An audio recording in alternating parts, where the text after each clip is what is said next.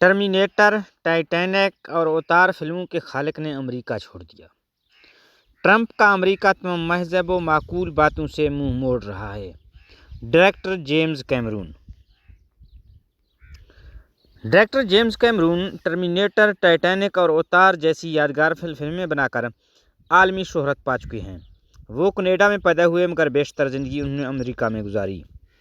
امریکی شہری بننا چاہتے تھے مگر امریکہ نے جنگیں شروع کی تو اس ملک سے متنفر ہو گئے اور اب وہ نیوزی لینڈ کے شہری بن گئے ہیں اور کبھی امریکہ میں رہنا بھی نہیں چاہتے۔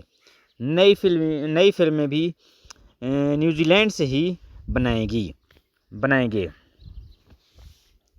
انہوں نے حالیہ انٹرویو میں کہا کہ ٹرمپ کا امریکہ تمام مہذب و معقول باتوں سے منہ موڑ رہا ہے، جو نہایت خوفناک رجحان ہے۔